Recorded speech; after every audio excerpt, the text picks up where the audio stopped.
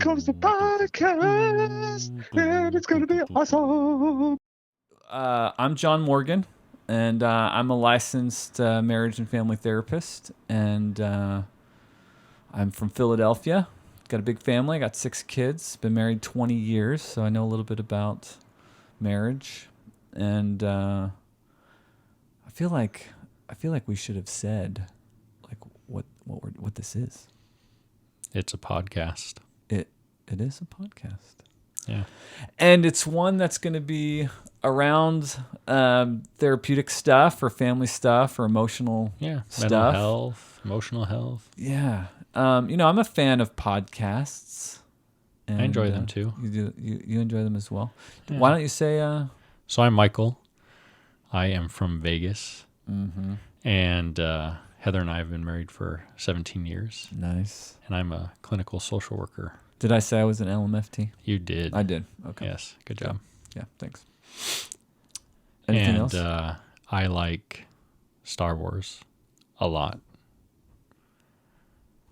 John does too. I also like Star Wars. I'm not as nerded out as Michael Oliver is, but I definitely am a huge fan of Star Wars and love Star Wars. I haven't read the books though. You're into the canon. You're deep in the canon. I have read a lot of the Star books, Wars. But I've watched the movies ad nauseum, and I love it. Space and lasers and lightsabers and anything in space is exciting. It's very good. Yes. It's a very good thing. So yeah. And you like long walks on the beach, candlelight dinners? I do like the beach a lot. Moonlight. Candlelight dinners, Anything else? Dinner. Clearly you're the king of the mountain. I am the king of the mountain today. So self-proclaimed. We do both cycle. That is true. And we had an epic. We did an epic bike ride. We did. We started in St. Louis, Missouri. Just on the river. Right on the river, border. On the other side. Yeah. And then we went all the way Cincinnati? to a little town just north of Cincinnati. I can't remember what it was, but we know for sure we crossed the border. We did. We made sure of that. Yeah. 4 days. 4 days. Finished with a nice descent down into that little town. I don't remember the name of it. It was a much needed descent. That was my shoulders and neck were going. You were pushing I was on. fading. Yeah. So we like to cycle, and I'm a huge Flyers fan. I'm a big hockey fan. Yeah, I just like Games. anything, game related. Yeah. I like sci-fi. Yeah. Anything 80s, We're 90s. going to talk about some 80s, 90s stuff. We're going to talk about books, like some of those book stories. Yes. And the idea is relative to therapy stuff. Yeah, just relating different fun things to mental health and therapy. We hope, because I listened to a couple therapy podcasts, and I'm sure there's good folks out there, but they were just it's a little dry. Hopefully we're not being dry. Yeah, I know. I feel like I should get more excited. I know, dude. Let's be a little bit more dynamic. Okay, I'm going to try. And silly. I feel like a deer in the headlights. So this is episode 1. This is episode 1. The Phantom Therapist. The Phantom Therapist. Yeah. So, and the funny thing is too, is I looked up, I was like, is this relevant? Can we do Phantom Therapist? What does that even mean, right? But check this out. know. Look at the definitions of let's hear Phantom. it. Are you ready? Yes. Okay. Definition 1. A. Something apparent to sense, but with no substantial existence. It's I'm a therapist, but not as here. substantial. I'm not really here. Yeah, don't. I'm a whispery. Just look right through me, past me, if you can get past the red hair.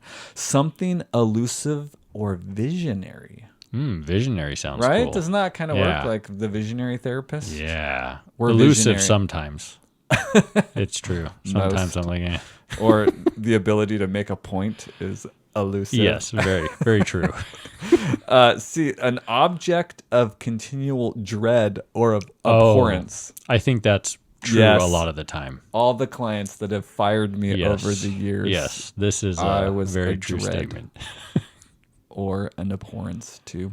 Phantom sounds appropriate so far. I know, right? And then number 2, something existing in appearance only. I don't know. Okay, something appearing in its existence only. Yeah. Oh, an appearance only. Yeah, like something a existing in reflection. appearance. Yeah, maybe only. a reflection or something. Yeah, And 3 sometimes I feel like I'm not mentally there. It's true, right? Right? Like Yeah. some days it's like I know. am Is it okay? fried. I can't get into it. Is it going to be okay? Like, you're going to see behind the curtain a little bit. Because, like, see, this is part of, like, Michael and I, you're going to get some irreverence. You're going to get some silliness. You're Just gonna, some truth. You're going to get some authentic, like, yeah, like, we're not, we're real people. Yeah. Therapists. We're going to pull behind the curtain. struggle We're not is real putting on, sometimes. we're not putting on any fronts here. 3, a representation of something abstract, ideal, or incorporeal. Wow, I don't even know what that means. Yeah, dude. Well, like That's like that's the smart therapist. I can't comprehend that. I think I'm on it. But I like the idea that maybe I could be abstract, Yeah, abstract sounds cool. I metaphorical. think I hope to be abstract and metaphorical, but I'm lucky if I just get through the session half the time. Not ideal though. No, never ideal. I'm what you get. Oh goodness. All right, so I thought it was kind of funny because episode 1, the Phantom Therapist. If you all know anything about Star Wars, and that will continue. We will be spinning. We'll try to be creative. At least the first 9 episodes will. We have to. Yeah, we got. And there's some Star Wars stories that we can. Yeah, we might do that. We might talk about some topics today. Yes. All right, so we all introed in.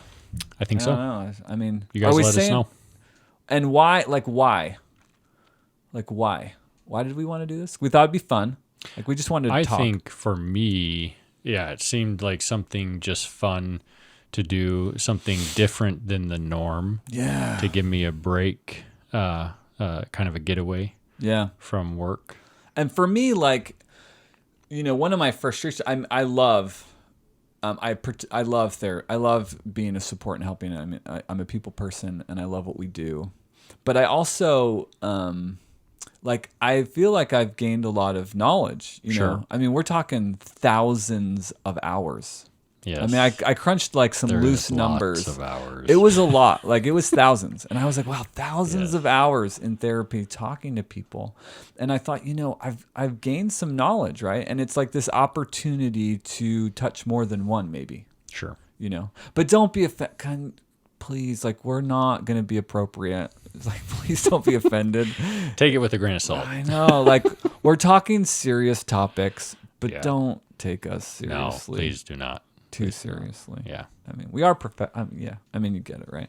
So I just like that idea that we could touch more people, if anybody, bothers to listen, like who knows, but I like that idea of being able to share an idea and it could, affect more people. I like it too. And it's interesting in therapy. I feel like there's a lot of teaching, of course, a lot of listening, a lot of compassion and identifying, validating a person. But in this setting, I feel like I don't have to worry about like being there with someone necessarily or really hearing or identifying with. I can just kind of talk and maybe teach something. Right. And that for me that's relaxing. I love being with people. I love working with people. I feel ignored but already and like I don't matter. So thanks.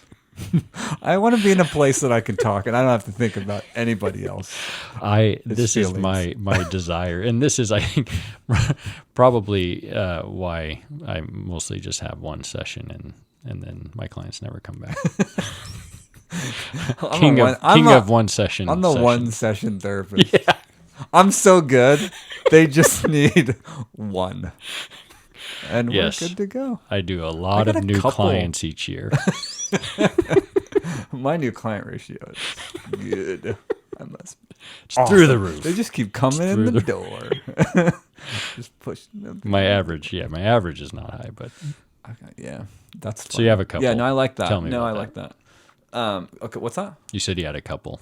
Couple what? I don't know. Oh, I don't know. I was just. You're just chatting about a couple. So yeah, does that cover it? So yeah, and we just thought it'd be fun. I thought it'd be fun. We want to have fun. We hope it's an enjoyable listen and potentially beneficial in some way. Yeah, maybe to cool. Someone. Yeah, it'd be really cool if somebody is able to listen and laugh a little. Hopefully there's some, dude, we gotta make sure we don't get too dry. I don't in know. here, dude. I need to make a face or something. Yeah, just be random as much as possible. Okay, I'll try. I feel a Okay. little bit of pressure. We'll see. All right. All right, so that's the intro, right? Okay. Okay. So I had a bunch. So it's like, I thought like, oh, we're talking like, does it ever occur to you like, what do I do as a therapist? Like people are paying me like real dollars. Yes. Or paying real dollars to see us, right? It's like, Yeah. what, like, what do they, like, I started to feel a little like, like, am I a charlatan? Like, people are paying me to talk to them? And then I was like, well, wait a second. I've been to therapy, and it was, like, really good. Like, I had a really good experience when I went to counseling when I was at Utah State. Sure. And like, it was good, right? So I was like, no, wait, I remember. Like, I had a good experience. It was meaningful. Like, I got something out of it. I got things off my chest. I developed awareness. But, like, what do we do? Yeah, it's interesting. I think the same thing quite often. I've been to therapy also, and I've found it really beneficial. But as a therapist, I often think, man, was that really worth what that person just spent? We think about these things. I hope it is, Yeah. but I question that sometimes, Yeah, and you're it like, how creates can some you- pressure. It creates some angst at times. I don't think about it often. I'm going to be honest. I don't think about I it used as a new therapist years ago. Yeah. Yeah. Well, As- and that like we- out of grad school a lot. and But that we weren't worth what they were paying us back then. My first couple of years. the first couple of years, yeah. But don't be afraid to see an intern. You're getting great. You're getting great service. Yeah, they don't know what they're doing, but don't be afraid. Don't be afraid. No, they they know. do. There's actually some great. Oh my gosh, I've had some. I've interns had some really even good ones. students that I've had that have taught that's me a amazing. lot as a supervisor. So, what do we do as a therapist? Or how about like? Man, I feel like it's a lot. My brain, it's very tiring. It's true. It is extremely tiring because you are thinking about a lot. You are processing a lot. It's not just emotions. It's not just thoughts. Like it's energy in the room. It's a lot going on. You're managing a lot. And so, I think that oftentimes, that's not quite understood how much the therapist is maybe regulating or processing or doing. And I love to connect with people. I want to be a friend. I'm a people person. I want I want to be with them. Yeah. But it's much more than just a conversation. Absolutely. Yeah. It's definitely. I think. I don't. It's really interesting to kind of like, what do I do? I think. I don't want to sound like, I don't know. I don't know what the right word is. I don't want to sound foo-foo-y or something, or Too late. or philosophical or something like that. But I think we really do like create a space where if people want to be truly courageously vulnerable, to say and confront things that like like I mean. Carl Jung said something like, I think it was Carl Jung, out of the opening pages of The Road Less Traveled. It's kind of like the classic self-help book, kind of like the first self-help book. And he said something that like Jung said something like, he said mental illness, so all like emotional unhealth, let's say, is a result of avoiding emotional discomfort, right? Like that all mental health is essentially avoiding emotional discomfort. Sure. And there's a lot of truth to that, right? So the therapeutic space, and I really do feel like it is sacred. I really do feel like it is sacred. And I worry sometimes that my clients don't appreciate that I really care. Yeah. I really do care. And I think I come off a little intense, or maybe because I'm quick, or because we've got thousands of hours. It's like, I've heard this theme before. Sure. I know where you can get to. Yeah, guessing or jumping to where they need to be, but they're not They're not there yet. And Yeah. so it's like, oh, they felt pushed, or, I don't get it. And it's like, oh, I kind of do. So, so I think it's that space And I love love people. creating that space, Yeah. but then also being there with them in Yes. it, which is a big piece to that therapeutic process. I often think of kind of, I've never been a detective, but kind of like being a detective Emotional. or an investigator, right? Yeah, curious. Where you're trying to figure something out, but then you're also trying to figure out what's right for them, because Right. it's different for everyone. Yeah. And I'm sure this is true in other human services or other parts of the medical field, trying to figure out what this person needs. And even though what they're experiencing might seem similar to someone else, Yeah. what they need is different. And Right. so that investigative part is something that's really interesting to me. And I think keeps, for me, this job really interesting. Well, the it's like- role of therapist I- is so interesting. I can't not. Like, I think how it started for me, because I'm trying to remember if I picked my undergraduate.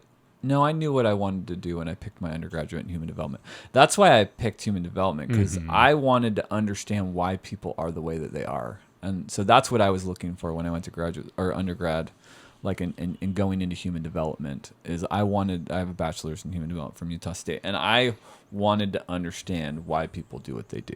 That's what I really wanted to appreciate, and I was curious about, and I was picking up on things. Sure. You know what I mean? And so that was definitely part of it. But Well, and that's really interesting, just kind of thinking about, a therapist, what they do, and maybe even what brought them to where they're at, yeah. what brought them to the field.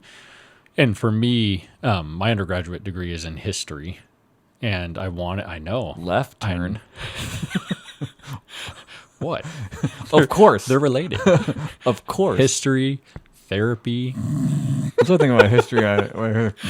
You learn to read anything in history. You become quite comfortable with reading and could. writing I wish I- papers. I wish I could. But I do love to read, and we'll talk about reading. We'll talk about books, and you've already heard I've read a lot of Star Wars stuff. I am an excellent listener of books. Yes, I love audiobooks too. Yeah. I go back and forth. I still like to read sometimes, but audiobooks are great for multitasking. I love to listen to audiobooks. What's the when I'm last doing other book, things. just to be random, what's the last audio book that you downloaded? The last one, I don't have my phone on me. have The your last one I downloaded in Audible, I love like the Audible. the last one I downloaded and I've actually listened to Yeah. was Fiberfield. That I can't remember. Bill, maybe Dr. Bill or something like that. I have no idea what that is. So I really like nutrition and how that can apply to mental health. There's so much more to mental health than us talking to people. Oh, definitely. There's so much more. There really is. And so I tend to do a lot of fitness / nutrition type CEUs or continuing educations, and I like to read a lot of those books. But that was the last one, and that one's on gut biome and how fiber or different types of fiber really help to build the gut biome, and also really help with different well, I've heard about that. it's really interesting. Cool.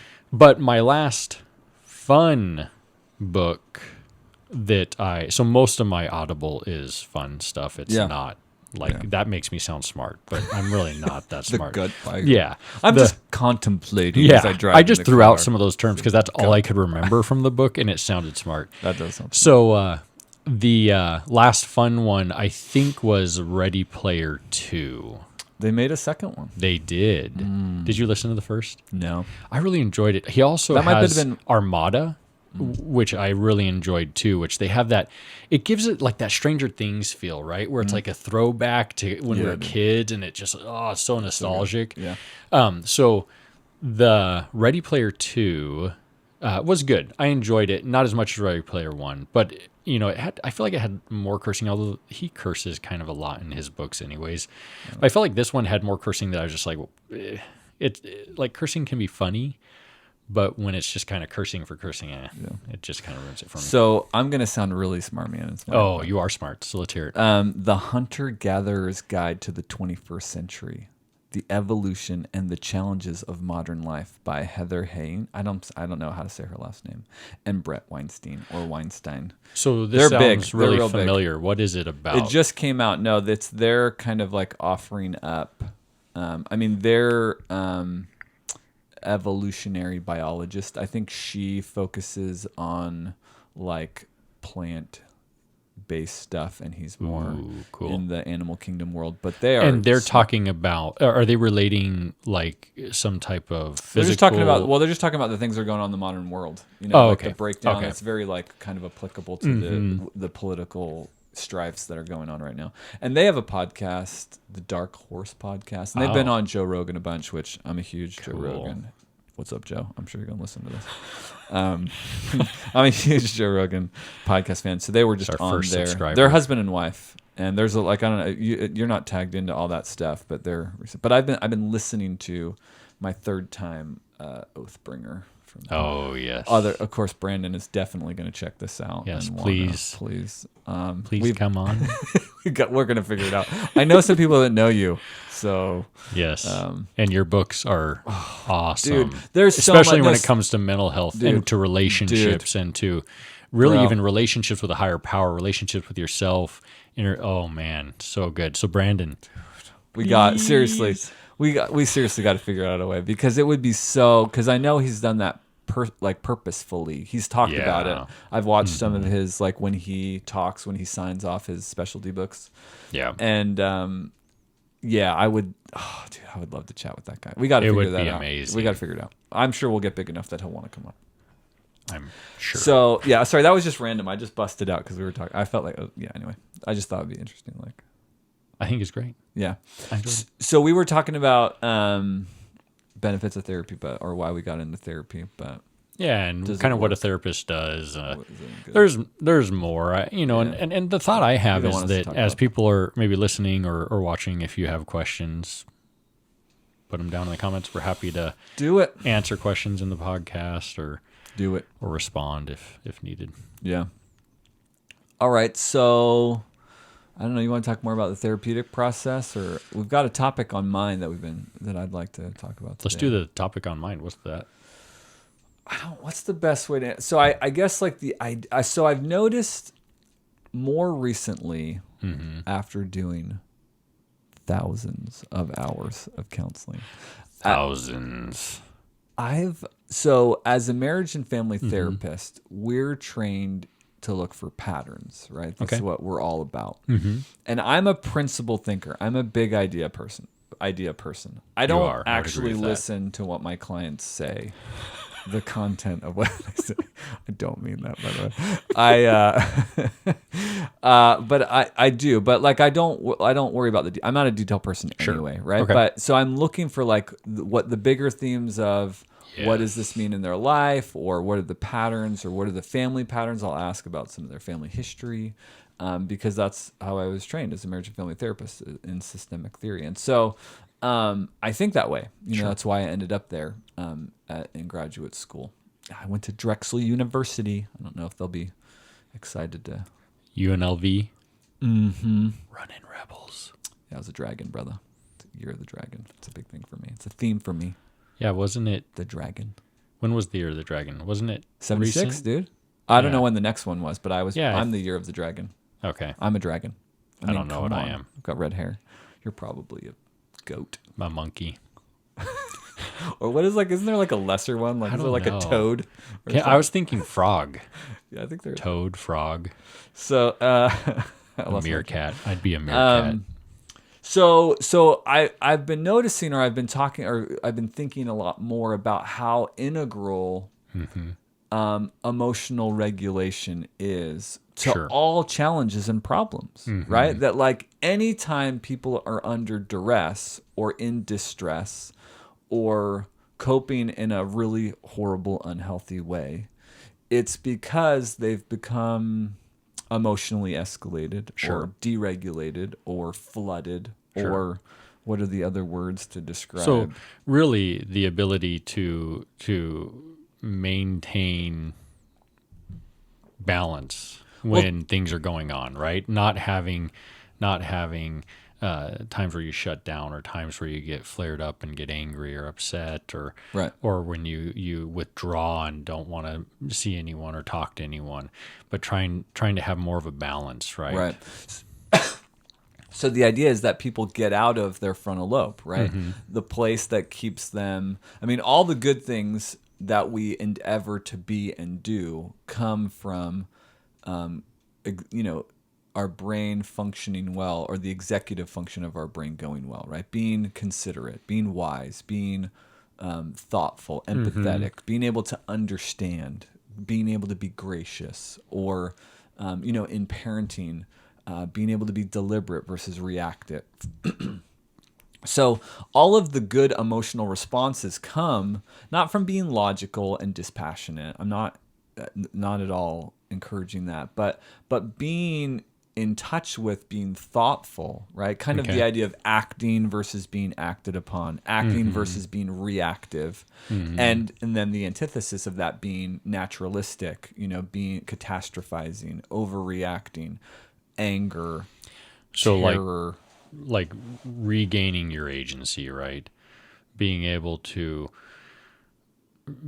make decisions and act in a way that you desire to, and not feel pulled from that, Or out of control. Exactly, because of a situation, really our response to a situation. So being able to take that agency back and act in a way that you desire to act, instead of be in pain. Right. So I've noticed this just, more and more, and seeing that theme in couple conflicts, seeing that in people ending up in acting out in an addictive cycle. Sure.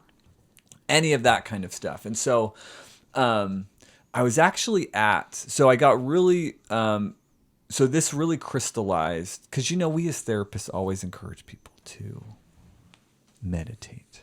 Yes. You just need to meditate. Yes. Do some breathing. And I said that all the time and encouraged that. And I had done a little bit of it and encouraged and done some of that with clients. It's kind of like this, it's a really safe kind of go-to. And I have to be honest, dude, I feel like a real charlatan by being like, just got to breathe through that. Just got to do some breathing. do some breathing. And you are going to just be okay. Be mindful. I mean, just, So, but I was at this training. I was participating in this training. And this guy was like a real expert in, I don't know if it was like, is it didactive or DBT? And he was all about, it was like in Asheville, right? So he was all granola-y and like, and he was listening, but he said something when he was talking about it. He was really talking about it in a nuanced, kind of deep way.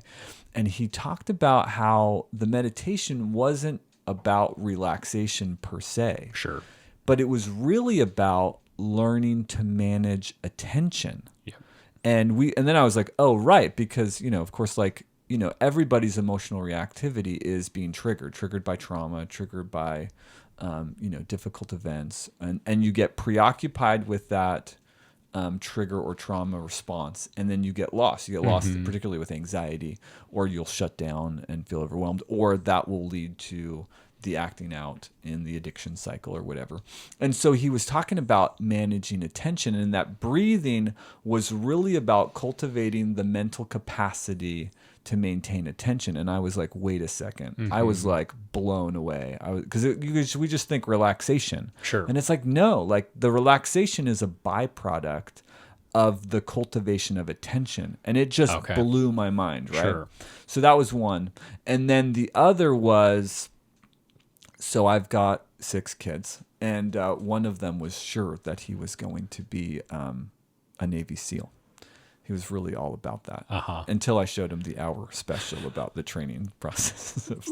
Sat this 11-year-old down and was like, okay, you want to be a Navy SEAL? Awesome. It's awesome. Check out what they go through in training. And he was like, so anyway, so he was talking about that. And so I was like, cool. And he was like, even after, like, yeah. And I was like, well, they like live in the Navy SEALs, like live in the, like seals, it's like, in the water.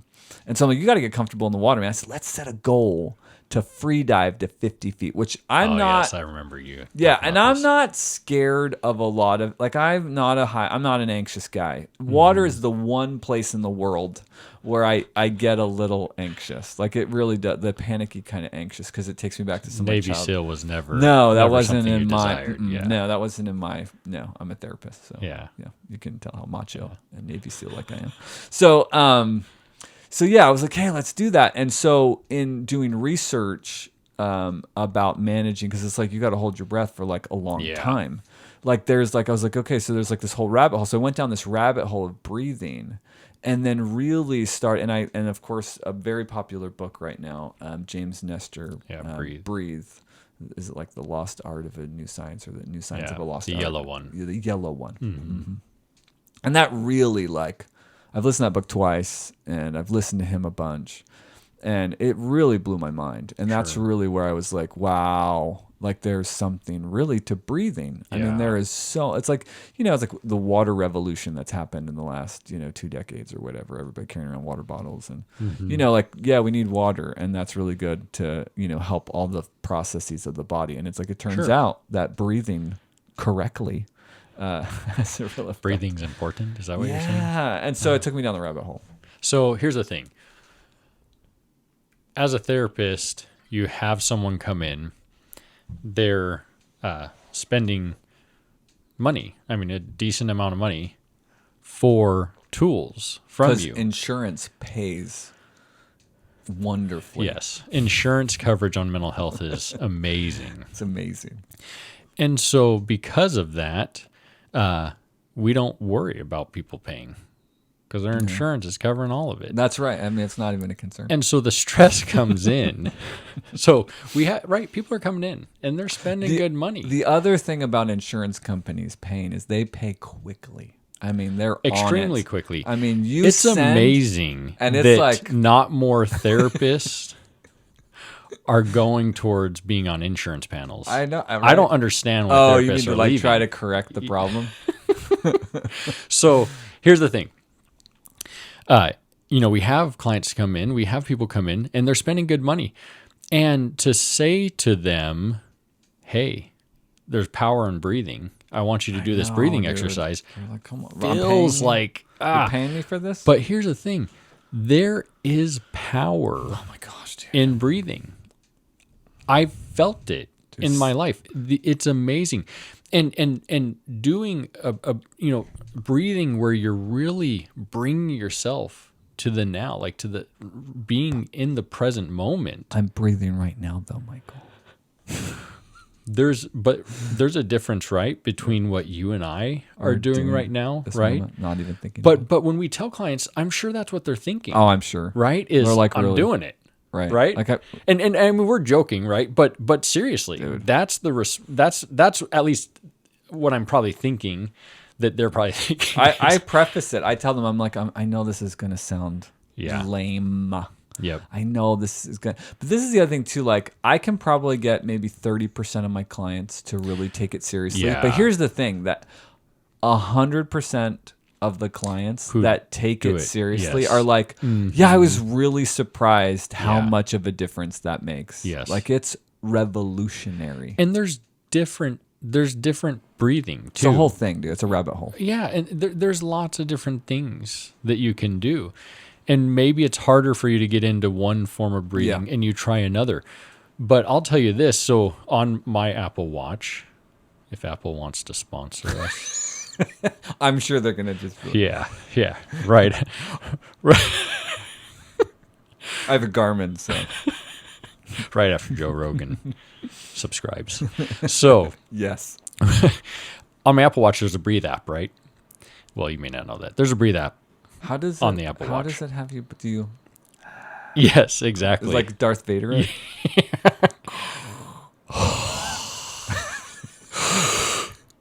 So is there, it's like a reminder, like a breathalyzer test. Also, exactly. I have to do a breathalyzer on my watch, so I could start my car.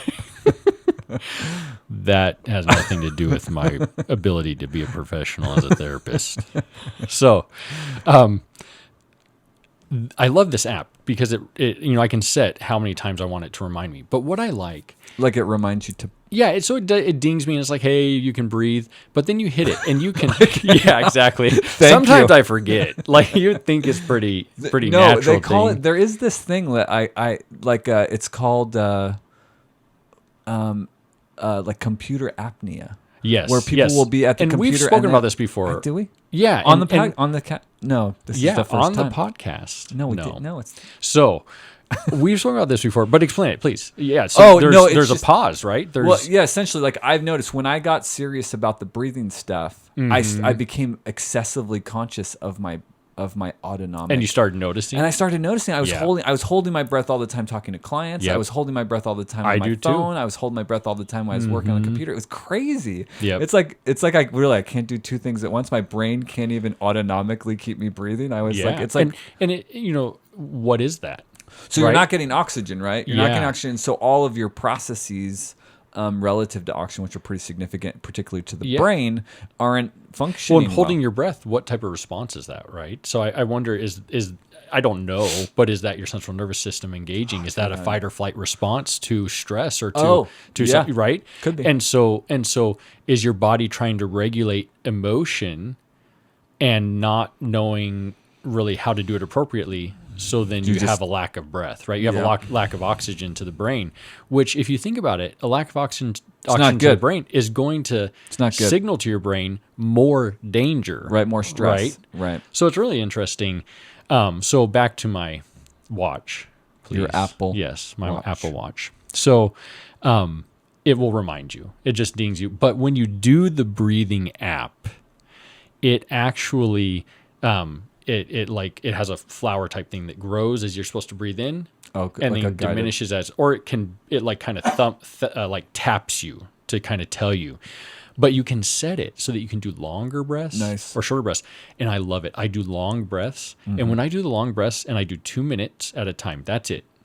It is so it works wonders for me. Can you exhale for 30 seconds and then inhale for 30 seconds? And then exhale. Allegedly, one of these breathing gurus is like, if you can do that, I don't know for like how long or how often, you can completely purify your body. Don't do 30 seconds. That is long. That doesn't sound like a long time, but it is super long. hard. Yeah. Like you especially think you're to gonna exhale, die. inhale. Yeah. What I typically do is I do a deep breath in, and then I like to hold. And I do like a 3-4 second pause, and then I exhale and pause again. That for me works wonders. My typical is I've worked up to, I like to do 9 in beats, 10. So 9 beats in, 10 beats out. Do you do a pause, or you just in and out? I mean, like you can do so many different things, but when I'm just like doing my thing, like and just trying to be grounded or get my 10 minutes in or whatever.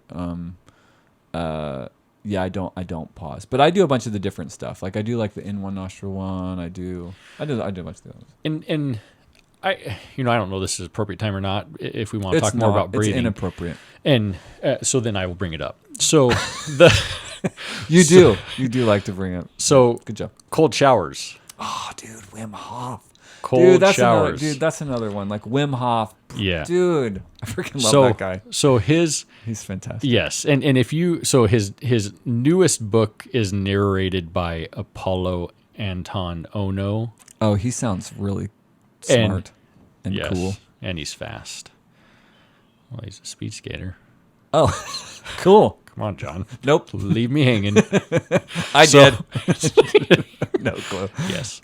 So how do you know like the leading awesome speed skater? Like, well, he's not current. Is he like currently all time? I'm really well, oh man, I'm sure someone watching because millions of people watch this. So many people. We have so many subscribers. I mean, it blew my mind. Like I can't believe we have. Do we have the YouTube channel set up yet? Like I have like the name of it. And it's saved. As soon as it's set up, it'll be mind blowing. So he was back early 2000s. Someone correct me if I'm wrong. And won some medals. I think he may have done 2 Olympics. Yeah. But he's a speed skater. So he's doing Wim Hof. Well, that's right, like the whole ice thing, so that's why Wim Hof icing. I'll tell you. Mind blown. So did you do so this winter was a colder winter here in Tennessee for us. Where I'm in the Nashville area. We're here at I'm the down in local Memphis. Studio 1. Yes. In Memphis. And so it was a cold winter, and so I did there were many days where I went out onto the back deck and got cross-legged just in my skimmies. What do you notice? What's the difference for you? So I've not done much of that, but I've done the cold showers like you recommend. Yeah. So what do you notice? Well, it's hard.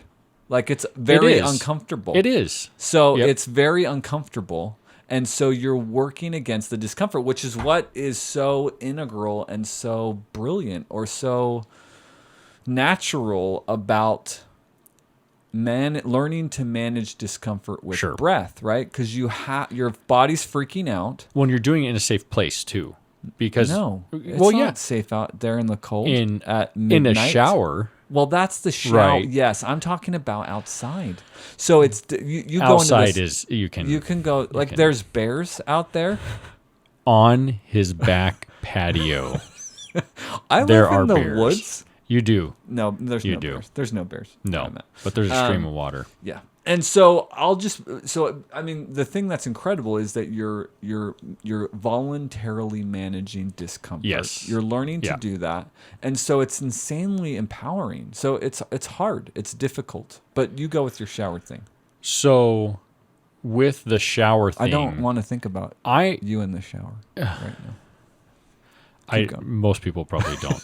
I would say all, but everyone has their thing. So in the shower, I would say this. The shower, it gets easier. It's not that bad. Do you work down the temp or do you just walk in ice I cold? do hot. So I've done a lot of research in the hot cold, and I've talked to you about this before. I've talked to you about the sauna work. I've talked to you about sauna and then jumping cold pool of water. So my natural tendency with this shower thing, with the Wim Hof recommendation type thing, my natural inclination was to do a normal shower, and then at the end, I just turn it to cold. I just turn it all the way into the coldest it can go. So I start as lukewarm as I can handle. That's not horrible. And so I want the I start at the loop, and then I do I get all clean, and then while I'm doing my hair and all that shaving or whatever, I start nipping it down. Okay. I nip it down to like 1.5, because ours has I've taken a shower in your shower. 1.5 is pretty chilly. Yeah, it's cool. And then the last little bit, I jam it down. I should clarify. I've taken a shower in his shower, but not while John is showering. No. Just throwing that out there. Yeah, it's big enough that, no. It's plenty big. Let's not do that. All right, so then I just go down to 0 and then do the discomfort thing for another good 7 Do you go minutes. to 0 on it? Oh, yeah. I've done 1.5 No, I go down, yours. boom. 0 would be pretty chilly. Well, especially Are you in the well winter. water? No, or we're city? We're Because your water, I feel like it's pretty cold. It gets really cold. I feel like mine's hard to get as cold as yours. I think because it has to travel so far. We're city True, water, but it 'cause has you're to like travel, way down. Yeah, we're way down. So it's got to be in the ground, traveling all the way down. And in the winter, definitely. It would be cold. So here's the thing. What I noticed the most with the cold shower was that the cold shower with the breathing, I felt like it made my breathing exercises more powerful. Oh, yeah. Like I really felt like it relaxed me and helped those become more meaningful. Yeah, more meaningful. Like because you had to do it. Yes. Yes. So the cold shower, I think there's power in that in itself. Yes. But I think there's much more power in a combination of things. Absolutely. And so my favorite thing, I love baths, so I'll take a hot bath anytime, but I love the sauna. So my favorite thing is workout, jump in the sauna, and then take a cold shower. That's cool. And my goodness, if you have trouble sleeping, if you do that, you will sleep like a baby. It's amazing. Have you used or encouraged the cold showers when you've had clients? Because we've have. got a client population that we work with that they'll be having a hard time sleep is common. Yes. And you have you had good gains suggesting cold shower? I oftentimes will recommend to them, so this population, it like their ability to just go out to a sauna That's is not not zero. going to happen. No. So what I recommend to them is if they Hot. can, take a hot bath. Oh, And I tell then, them hot as you can, 10, 20 minutes, then jump in the cold shower. Now, not all of them want to take a bath. So I'm like, that's fine. And not all of them live in apartments that have baths. well, so you could I tell do them, a hot take shower and then just go to cold. Exactly. Yep. Yeah. And those that do it notice a difference. Yeah. Now, see, I need this. I definitely want to get more conscious about this because I want to be able to stay in an ice bath for 3 minutes. And I've only been able to do a minute. And my ankles feel like they're going to break off my body because I guess I'm so skinny in my ankles. There's just nothing to keep anything warm there. And so it's just, and like, so both times, there's been, I think, 3 times that I've really deliberately tried to like get in some icy water. Like I'm talking about ice cubes in the water. Yeah. And I get to like the almost the minute mark and I literally feel like somebody's breaking my ankles. Yeah. So I'm not strong enough yet to And do I don't that. know if there's any tips or tricks besides Gotta just do it. consistency. Yeah, you just gotta with do it. doing it. I remember high school, college, having to do ice baths at times, and I don't remember anything making it better. Besides just doing them more often. It can be painful though. Yeah. It's not the most comfortable thing. But There that's are the some point. of those people. But so that- this is that the can. point, though. It sounds supercilious. It sounds too simple, too good to be true. But forcing or choosing to voluntarily put yourself in such emotional discomfort, and then learning to manage that discomfort, and doing that regularly, generalizes to other things in your life. Because that's the power of resilience. Yeah. Resilience is built when you do something that's tough and then you've shown your mind that you can do it. I can do it. And that is extremely powerful. Amen. And we do not give enough credit No. to that. No. And so doing hard things benefits us immensely. Which is, one of the things going on with this generation, right? I mean, what's that book? Oh, dang it. There's a guy that's been on Joe Rogan. He's got a book that kind of catalogs the explosion. It's up 300%. Anxiety, depression, and suicide is Sounds up like one maybe I should 300%. read. I don't know it. No, I do know it. I've got it. I'll have to look. I don't want, or Okay. maybe as you start talking, I'll look. I think I bought it, and And if not, we can maybe put it in the put it in the description thing. or something. But this generation, because they're an at-home generation, a phone generation, a stay-at-home generation, and then of course with the events of the last 2 years, they've been in, and so their exposure to the outside world, to things that are random, things that are out of their control, things that are outside the environment, there's less resilience. And so, it that's makes a huge, sense. yeah. And let me, I just want to, whenever I talk about this type of topic, I just start thinking about me as a kid. Right. But one of my favorite things as a kid was to go to the movie store. Blockbuster. Yeah. Do they Blockbuster. exist? Is that gone? Are they gone? I think there's one. There's one in left. Washington or something like that. Oregon, maybe it's Oregon. I loved going to the video store. And We all did. And you would go, and I would So love just exciting. looking around. the new video section. So what do you remember with new releases? How many of that video, I'm thinking VHS, because when I was a kid, it was VHS. And that was even before fairly DVD. new. Yeah. Or even DVDs, right? So you go to the video store, and let's say you want the newest release. Depending on the video store, you might have 5 copies. You might have 10 copies. I remember you'd have to get your name on the list. Yeah, you could go to the video store, and half of the excitement to me was running over as quick as I could. There's one left. There's one. Got the last one. If there wasn't any left, what happens? You had to go without. You can't do it. You couldn't watch it. So what happens? You can't go home, look on Netflix. You no can't Netflix. download it. There's no downloading. What do you do? There's no instant. You wait. You wait. Or you go to another video store. It's so true, Michael. I didn't even think about that. And I think about this that was as a normal. kid. That was That's normal the life. norm. That was TV shows. It's that the was norm. songs. If you didn't Commercials. have the album, Commercials. My girls, it cracks me up. If we are at a hotel and we have cable, they're like, "How do you skip it?" And I'm like, sweetheart, you can't skip it. Like, what? It's a commercial. What? They have like a temper tantrum? What? Meltdown. What do you mean? But it's totally true.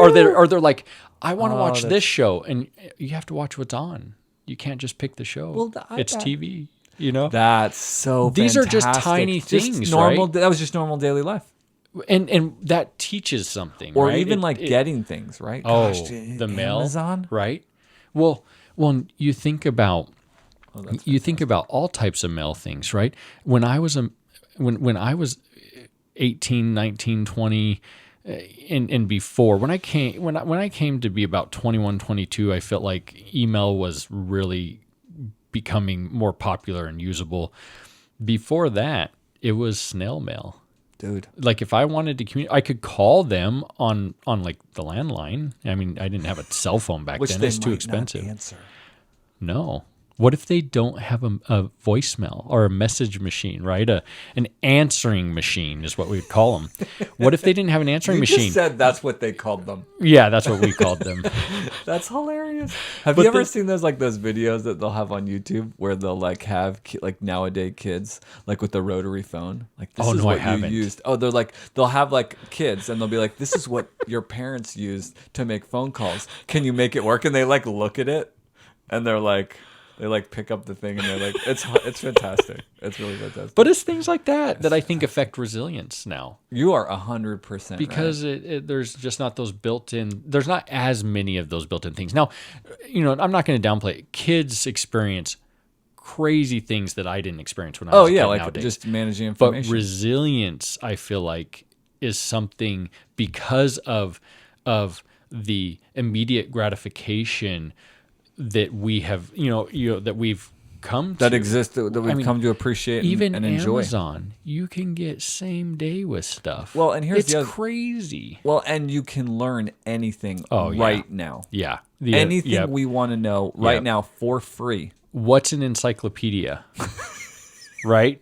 How many of those did you copy when you were 13? Oh my goodness. All my reports were encyclopedia reports.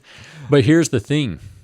I mean, back then, if you had encyclopedias. Dude, we sound like Otherwise we're you'd old. have to go. We sound like we're Well, 70. Are you? I'm not that old. We're talking about it. Didn't like it you was have this encyclopedias, though? Yes, But we had the red ones and the black ones. Well, I'm sure there's a difference between our generation and previous, right? Oh, sure. And I think slowly, even my generation's probably just is not. I would not say probably is not as resilient as prior generations. World War II generation. Oh, sure, because of experience like of the dentist having to having to save everything. Right? You couldn't risk getting rid of things Could be for useful. want of need. Yeah. could be useful. It's Not crazy. want of need. Yeah, for having get you. to need that. And so I think that, as generations have gone by, I think resilience is a big factor in how do we learn and grow and be able to do things that will help us so much without giving up first. And we see it with clients all the time, especially those teenage clients, the early 20s.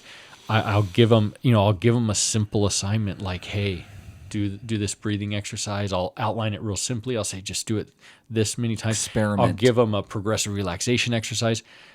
And if they might do it once, It's too hard. and then they don't. They were bored.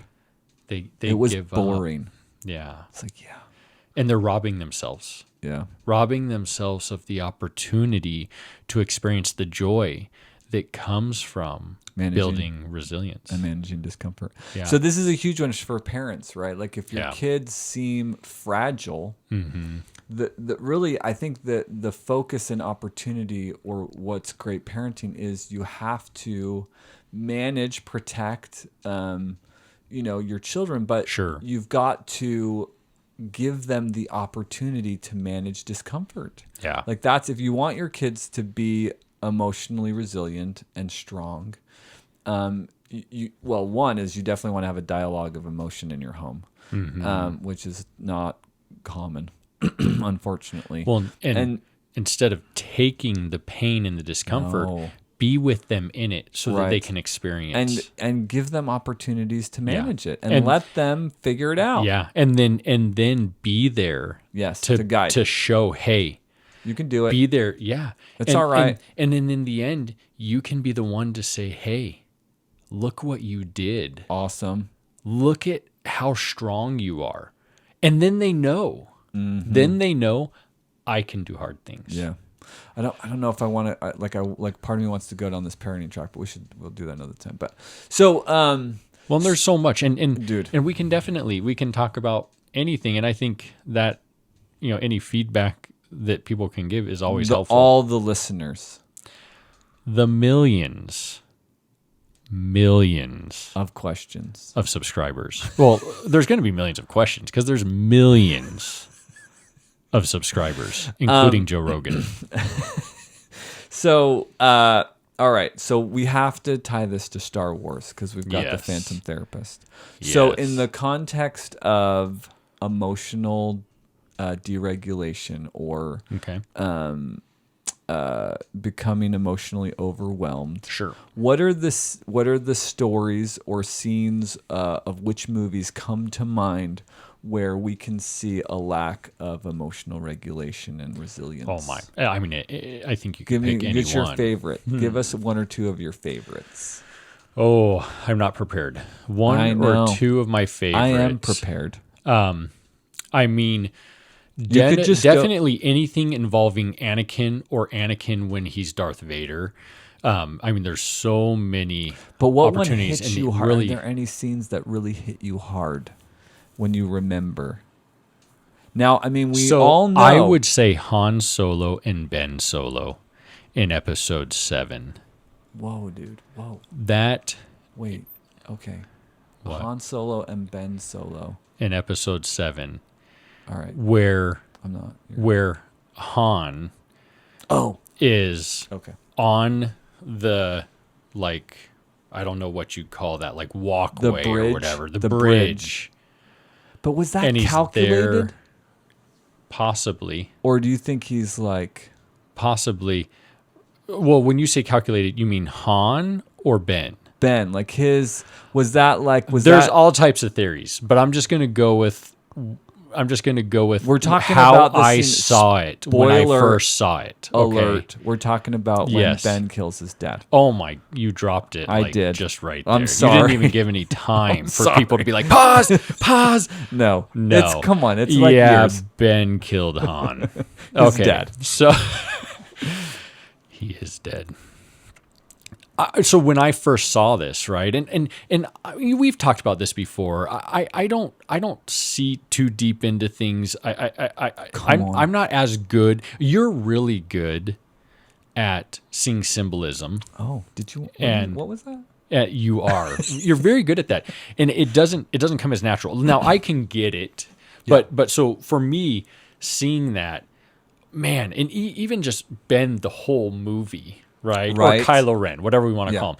Kylo Ren, just total. He cannot Dude, the regulate funny- like, at all. the It fun- makes it awesome. The funniest one, right, is when Daniel Craig, right, who you Yes. don't know, is Yep. in the thing. yeah, and he he's comes in, he's the first order trooper. and he comes in and then like turns around. And Yep, goes and he's back like, out. I'm out. He's like, nope. after Kylo Ren's temper tantrum. But it, for me, that first time I watched that, this all results in him making a choice that can't be undone. His inability to regulate his emotion. Now, so was what that was- calculated or not? was We it- could say what- that later on. But in that moment, So what was his trigger? what was his trigger? Pain of not Shame. being enough. Shame. I'm not enough. What was he? How was he failing Leia and Han? So I think that he, in many ways, his perception is that he is inadequate.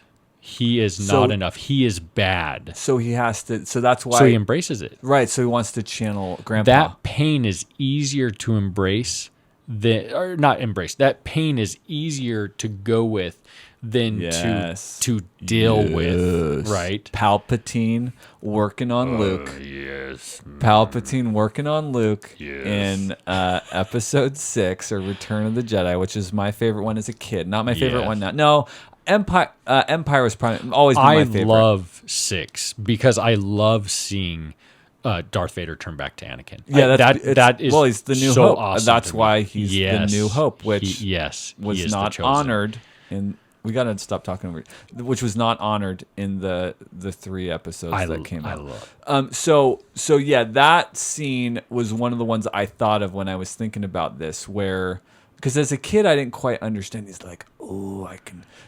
What are the lines from where Palpatine is goading? Yeah, Luke? it's like He's like come to the dark side. like, feed your anger. Yes, like feed it. And like, so I watched the scene last night where he's all like, "Oh, look, they're all dying. You're failing them. You're sitting here watching them. You pathetic Jedi. Look at they're all dying, and your little plan on Endor is What failed." happened to Darth Sidious? They're just like it's like Palpatine's just mocking the heck out of Luke, and then Luke finally's like, Yes. grabs his saber and like, strike me down. So he loses it for a split second, right? He gives into that anger. Yes. But then he regulates. Through the Jedi forms of fighting his dad. I think so. And maybe eventually regulates even further from his father. Yeah, like trying throws right? down his thing, throws down his the father saber. essentially accepted him. Well, see, this is because that's all Luke wanted, though, right? So this is also the thing that I love about the Star Wars movies is the representation of evil and good, right? Sure.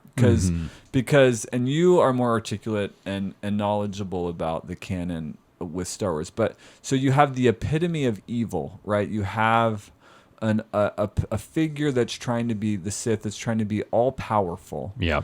And are at the top of the hierarchical structure, right? They're the peak, right? And it's fascinating because they need powerful underlings. So they have these underlings that they'll train up, but train up so far. So really, I think Palpatine is either realizing Vader is getting too strong, and so he really needs to be eliminated, right? Like he's really betraying. Well, there can only be one. Right. He's betraying Vader. Yeah. Because he wants Luke really to kill Vader, just like he did with Anakin. Sure. Which I can't imagine Vader doesn't know as he's dealing with his son, right? Because it's exactly what Palpatine did with Anakin and Count Dooku, where he's like, kill him.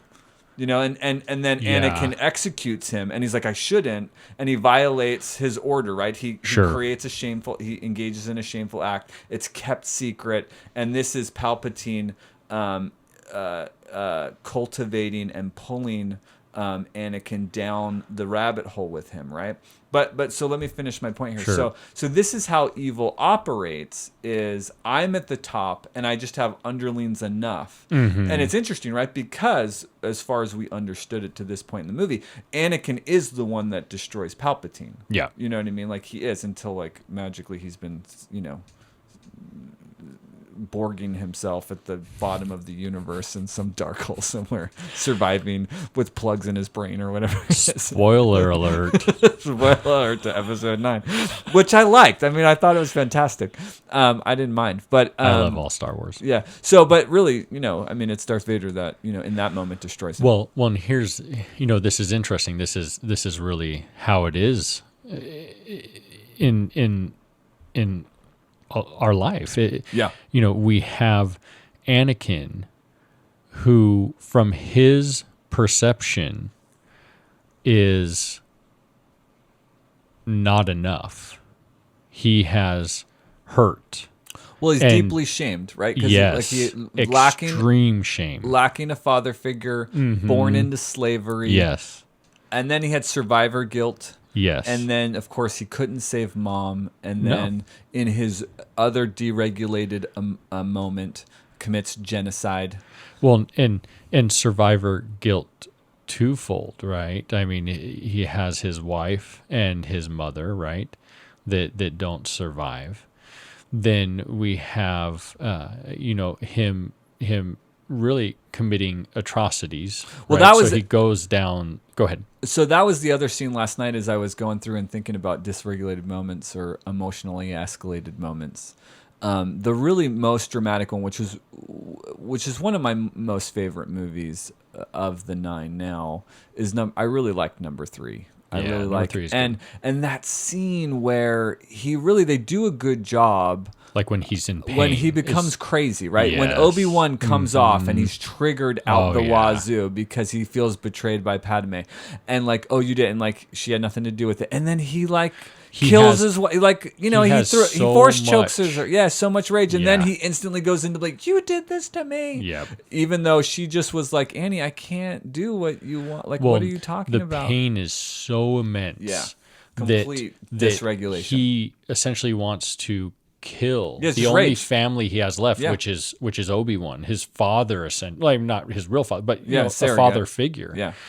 And his rage is so intense that he's got nothing. Yeah. Like his arms, legs are gone. Yes. And he's still trying. He's still seething. To kill. He's still seething. The only person he has left. Right. That's insane. You were my But brother. how many of us do that? Painful. Yes, in those moments. How many of that's us? the thing to understand. Like, that's why you don't want to be dysregulated. That's why you have to learn to breathe and to be able to think. Because when you're under this emotional duress, your frontal lobe shuts down. You're in fight or flight, and so you can't think. You can't be wise. You can't be considerate or think about consequence. It's just animal. It's just amygdala. It's just survival or escape, right? And that's why it's so important to learn to regulate. And really what we're trying, I think this is what I'm like, to full circle, like the whole thing I'm trying to do now, or I'm giving all this attention to in therapy, is empowering people to self-regulate. Yes. Because that's where you're gonna not, in learning to regulate, you have the best opportunity to not do the worst things in your life to yourself or the people you love around you. Because when you do the worst things, you're in that animal brain. You're in reactivity. And then the dust settles and you're like, oh, freak. Yeah. What have I done? And then there's the shame, right? And so, but it's not excusable because you're responsible for your emotional regulation. But that's the addiction cycle, that's the abuse cycle, that's anxiety, that's shutting down, and in depression. It all relates. I hope people hung on, because like we're hitting it. We finally got there. You know what I mean? The best is at the end. I know, right? We should have started talking more about Star Wars to from begin the beginning, with, and then it would have because been Star appropriate. Wars always has the answers. Dude, Yoda, come on. Where's so the thing? It's Hold on. right. Hold on. It's right there above that game. So let me just clarify something. Look. We are not saying that if you are emotionally not emotionally regulated, that you're going to force choke someone and get your arms and legs cut off. We're not saying that. But emotionally, you might force choke yourself. Or the people around you. And in a very real way, there's going to be cut damage, off the right? oxygen. Collateral damage that's going to happen. So Yoda says you must unlearn what you have learned. So Yoda, I just love everything about Yoda. I can't do it, but like that's why Empire's my favorite, because Luke was getting trained by on Yoda. Dagobah, and it's really, it's really just iconic. It's something we all know, and it's the antithesis of what we've just been talking about with evil, right? It's this notion of reflection. It's this notion of learning, right? Because as Luke is training, he's being forced to look in the mirror, and see, right, his own whiny. And that's the thing that I love the originals, but man, he was so whiny. Luke's so whiny. He's such a baby teenager. Well, and the amazing thing, if we go back to resilience, is that he was whiny, but he did it. And what happened to Luke? He becomes a master Jedi. So where do you think that well of hope was being drawn from? I don't know if that's articulated in the stories. what he is the new hope, right? Yeah. It's his faith, it's his hope in goodness, in what's right in the universe that freaking saves the most villainous dark villain of all time in space, Darth Vader. He turned Darth Vader. Where did that come from? So, Just like I'm sure a lot of places, right? But I think that, his ability to continue on despite the whining, I think his ability to see. he's driven though too. Yes. Like he wants to know. Do you think? I think also maybe the it's- support, maybe even though You go. even though he didn't have his parents, like right, his mom But was. so I wonder, is that a dead, driving father. force? Maybe like is like that need to know, like that that eternal part of us. Is that the part of the story that connects, like where we want to know our past? And it's so fantastic, right? Because I believe that divinely speaking, like there's more to our past than we know. That's definitely driven. Like I connect with that. Like I don't want to accept the story that's my life. It's drab. It's like the desert. Well, I want there to be more. We all want that. We all want to know, where did we come from? Yeah, Why are we here? And I don't want to to go down the religious road per se, but like just even that same thing with like Harry Potter, right? Like that there's more to him. Let's just talk about the theme versus. So like that idea though of like, Harry Potter essentially is Star Wars. It's an wonderful. orphan, right? That's raised by his aunt and uncle. Right. So that notion of like there's more to me. And I think that strikes a chord in all of us, that there's more to me than my story, than what I remember about my life. And there is. Yeah. That I feel like is the sacred role we are blessed with as therapists, is to help people understand there's more that they are Harry or they are Luke. Yes, there's right? more than your trauma. Or a female version. I should give a female version. Yeah, I can't think of one. But if you're going to be woke, because there's more to you than your trauma. Yes. You're not just your trauma. No, you're not your trauma. Yes. You're not. And so I think that there's a lot of power there's a lot of sacred responsibility in that as a therapist, and honoring that role, to be able to say, hey, thanks for letting me be there with you in it. Yeah. Thank you for letting me, just see you as you truly are. Yes, that's the sacred opportunity for us therapists. Well, on that note, that was awesome. What you got? No, it's a good spot, I think, because So, you were riveted. That's your best hour. That you had. want to subscribe and like. Yeah, hit that bell. Else. They always say, hit that bell. Ring that bell. Is there a bell? I think like the notification bell. That's right. Ring that bell, because you're going to want to know when the next one drops. Yes. Episode 2. Yes. Which did we come up with a name? The original is what's episode? Clone Wars. Clone Wars. Yeah. Therapy Wars. Therapy Wars. What that will be about, I don't know. Probably not anything to do with war, but it sounds cool. Therapy Wars, is that? Yeah. You like it? I don't know. Maybe it'll change. Or do you want to spin off the clone part? Yeah. I don't know. But episode 2 will drop. Yes, it will. All right. Thanks, everyone. Thank you for spending time with us. And it was fun. Drop a comment. I don't know. We shouldn't read them, but if you have things that you want us to talk about, leave it down there. We're happy to or message our Facebook page. Send us a message. Yeah, we'll have all the things in the description part, because you're going to want to hear us talk about it. And then if you don't want to watch us, we'll be on YouTube. You can listen to us on any of the podcast and share channels. It, man. Or give us some feedback. That was episode 1. And if you are Apple and you would like to sponsor us, just let us know.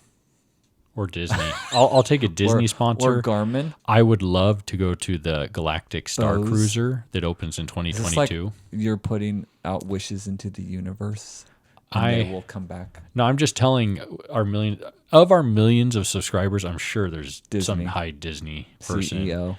Or COO, Apple. CFO. And then Joe, of course. Joe might be able to pull some strings. Yeah. But yeah, I'm good with Galactic Star All right. Cruiser Thanks, folks. Let's give him a pause. or Apple.